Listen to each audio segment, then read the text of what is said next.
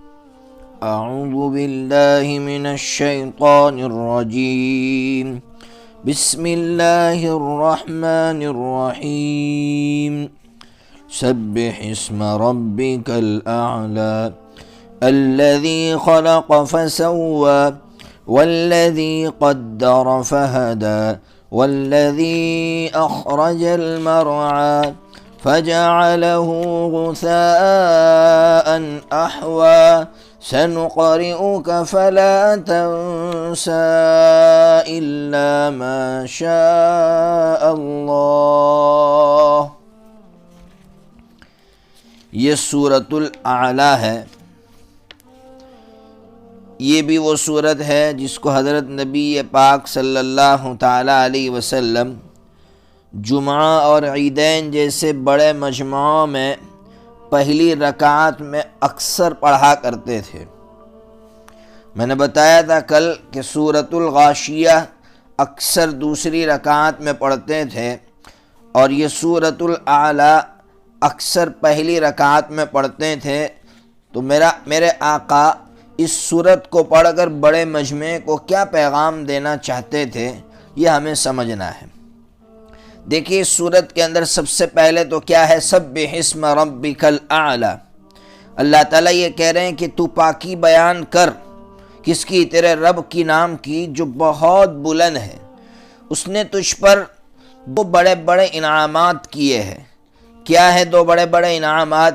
الذی خلق فسوى، وہ اللہ جس نے پیدا کیا اور صرف پیدا نہیں کیا، ڈھنگ کا بنایا تجھے۔ جہاں ناک ہونی چاہیے تھی وہاں ناک بنائی اللہ نے، جہاں آنکھ ہونی چاہیے تھی وہاں آنکھ بنائی، جہاں کان ہونے چاہیے تھے وہاں کان بنائے۔ پھر آگے فرما رہے والذی قدر فہدی، اللہ نے پلاننگ کی۔ ظاہر سی بات ہے تجھے دنیا میں لائے تو پھر لانے کے بعد ضرورت تھی دو چیزوں کی۔ ہر انسان کو دو چیزوں کی ضرورت رہتی ہے، ایک ہے اس کا جسم، تو جسم کی خوراک کی ضرورت ہوتی ہے، اور ایک ہے روح کے خوراک کی ضرورت ہوتی ہے۔ تو اللہ تبارک و تعالیٰ نے دونوں کا انتظام فرمایا، فہدا، اللہ نے دونوں کا انتظام فرمایا، دونوں کے لیے انسان کو راستے دکھائے۔ تو کیا کیا؟ آگے فرمایا والذی اخرج المرعى، انسان کو جسم کی خوراک کی ضرورت تھی تو اللہ نے چارے پانی کا انتظام کیا، اللہ تبارک و تعالیٰ نے یہ سبزہ اگایا۔ لیکن قرآن کا اعجاز دیکھیے، قرآن کہہ رہا ہے فَجَعَلَهُ غُثَاءً أَحْوَىٰ، لیکن یاد رکھو اس کی حیثیت کیسی؟ تو یہ بعد میں بالکل سیاہ یعنی کالا ہو جاتا ہے، کوڑا کرکٹ بن کر ادھر ادھر گھومتا ہے۔ اللہ تبارک و تعالی ہمیں یہ کہنا چاہتے ہیں کہ ان کوڑوں کے پیچھے کبھی مت بھاگنا، اس کچرے کے پیچھے مت بھاگنا، یعنی جسم کی خوراک کو اصل مت سمجھنا، اصل روح کی خوراک ہے۔ اس لیے میں نے تجھے روح بھی دی، جسم بھی دیا، جسم کے لیے بھی میں نے انتظام کیا، میں نے روح کے لیے بھی انتظام کیا، لیکن جسم کے پیچھے مت بھاگنا۔ اب روح کے لیے کیا انتظام کیا؟ تو فرمایا سنقرئک فلا تنسى الا ما شاء اللہ، کہ ہم نے وحی اتاری، ہم نے قرآن مجید دیا، یہ روح کا انتظام فرمایا۔ اور پھر حضرت نبی پاک صلی اللہ تعالیٰ علیہ وسلم کو یہ تسلی دی کہ میرے حبیب اس کو یاد کرنے کے لیے آپ کو پریشان ہونے کی ضرورت نہیں ہے، ہم خود آپ کو یاد کروا دیں گے، ہم خود آپ کو پڑھوا لیں گے، جس چیز کی ضرورت نہیں ہوگی اس کو ہٹا دیں گے۔ پھر آگے فرمایا اِنَّهُ يَعْلَمُ الْجَهْرَ وَمَا يَخْفَى، کیوں؟ اس لیے کہ اللہ ظاہر کو بھی جانتا ہے، جو پوشیدہ چیزیں ہیں ہر چیز کو جانتا ہے۔ وَنُيَسِّرُكَ لِلْيُسْرَى، اے میرے حبیب ہم نے آپ کو یہ قرآن مجید دیا ہے، یہ پروگرام دیا ہے، اس پروگرام کو لے کر آگے بڑھو، ہم راستے آسان کر دیں گے آپ کے لیے۔ فَذَكِّرْ إِن نَفَعَتِ الذِّكْرَى، آپ کا کام ہے آپ نصیحت کیجئے، قرآن پڑھ کر سنائیے، قرآن سمجھائیے، یقیناً نصیحت نفع دیتی ہے۔ لیکن آگے فرمایا سَيَذَّكَّرُ مَن يَخْشَىٰ، یاد رکھیے یہ نصیحت انہی کو نفع دے گی جو اللہ سے ڈرتے ہیں، جو جہنم سے ڈرتے ہیں، جو اللہ کے عذاب سے ڈرتے ہیں۔ وَيَتَجَنَّبُهَا الْأَشْقَىٰ، ہاں اس نصیحت سے وہ دور بھاگے گا جو بدبخت ہے. کہاں جائے گا؟ الذی یصلی النار الکبریٰ، جو بڑی آگ میں داخل ہوگا. ثم لا یموت فیہا ولا یحییٰ، نہ اس میں مرے گا نہ زندہ ہوگا. کیا مطلب؟ مطلب یہ ہے کہ ہوگا تو زندہ لیکن ایسا عذاب ہوگا اس کو کہ اس کی زندگی بھی موت کے برابر ہوگی، لیکن مرے گا بھی نہیں. وہ چاہے گا مر جاؤ تو نہ زندہ نہ مردہ، دونوں کے بیچ میں. اللہ کی پناہ. اللہ تبارک و تعالی عجیب بات بیان فرما رہے ہیں. تو پوری صورت یہاں تک میں نے پڑھا، اس کا خلاصہ یہی ہوا کہ اللہ تبارک و تعالی نے انسان کو پیدا فرمایا. پیدا فرمانے کے بعد اس کے جسم کی جو ضروریات تھی اس کا انتظام فرمایا، روح کی ضروریات کا انتظام فرمایا. اس لیے انسان کو چاہیے کہ روح کی جو ضروریات ہیں اس کے پیچھے بھاگے. اس لیے اب آگے فرما رہے ہیں کہ 4 چیزیں ایسی ہیں جو پچھلے انبیاء علیہم السلام کی کتابوں میں بھی تھی، انہوں نے انہی 4 چیزوں کی تعلیم دی ہے. اس لیے آپ بھی ان 4 چیزوں کو اپنائیے. پہلی چیز، قد افلح من تزکا، کامیاب ہوئے ہیں وہ لوگ جنہوں نے اپنے آپ کو پاک کر دیا. کیا مطلب پاک کر دیا؟ دیکھیے، پاک کرنے کا ایک مطلب تو ہے جنہوں نے ظاہر کو پاک کیا.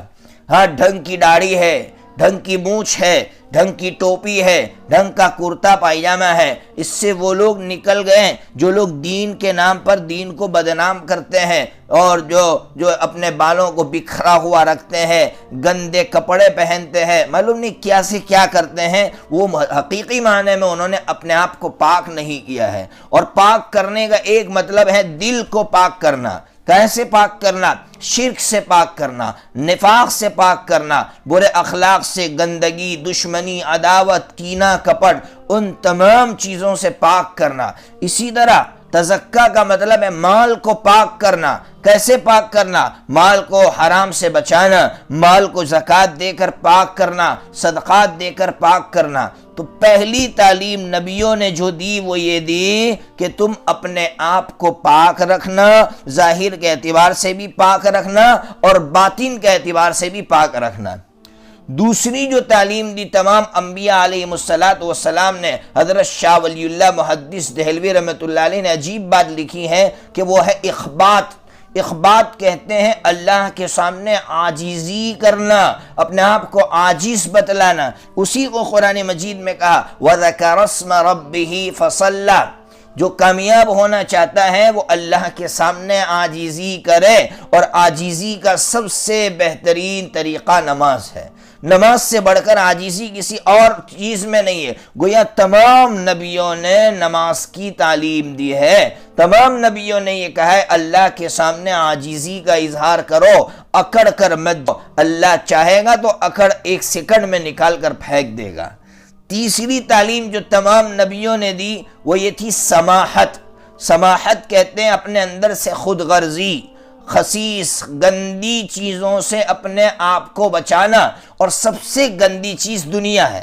دنیا سے زیادہ گندی چیز اور کوئی نہیں ہو سکتی ہے. اسی کو فرمایا بل تؤثرون الحیات الدنیا، تمہارا حال یہ ہے کہ تم دنیا کے پیچھے بھاگتے ہو جبکہ دنیا سے بہت دور رہنا چاہیے تھا. اور چوتھی چیز جو تمام نبیوں نے اپنی امت کو بتائی وہ ہے عدالت، انصاف.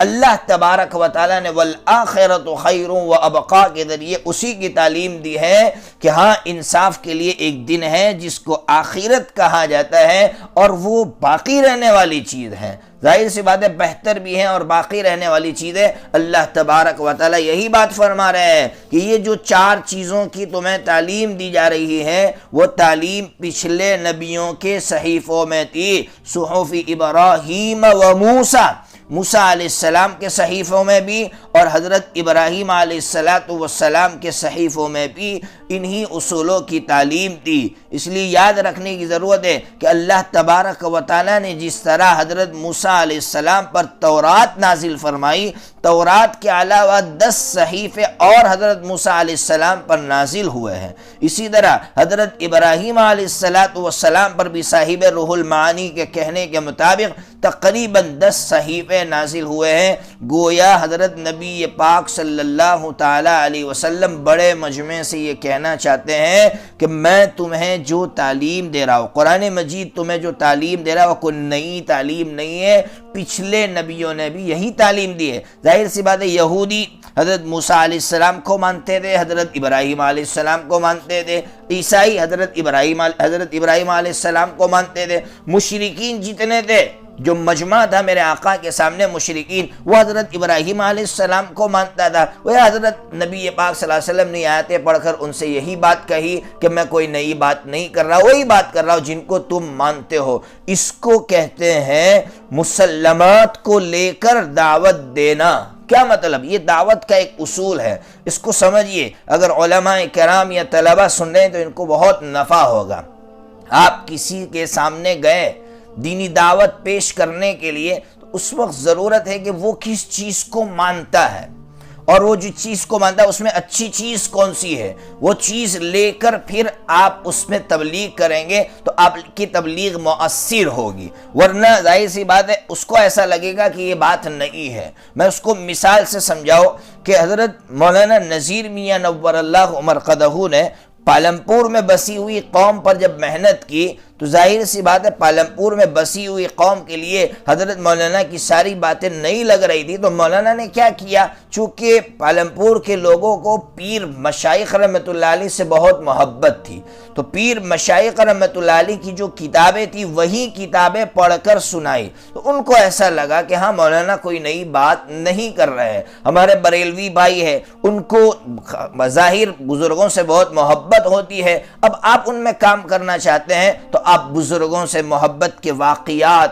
حضرت نبی پاک صلی اللہ علیہ وسلم سے محبت کے واقعات، ایسی چیزوں کو لے کر جب آپ ان کے سامنے بات کریں گے تو آپ کی بات مؤثر ہوگی۔ اللہ تبارک و تعالی ہمیں دعوت کا گر عطا فرمائے، اور اس صورت کے اندر بہت چھوٹی صورت ہے لیکن اللہ تعالیٰ نے بہت بڑی بات کہہ دی ہے، اسی لیے تو میرے آقا اس صورت کو بڑے مجموع میں پڑھتے تھے۔ اللہ تبارک و تعالی ہمیں بھی ایسا فہم، ایسی سوچ عطا فرمائے۔ وآخر دعوانا ان الحمد للہ رب العالمین۔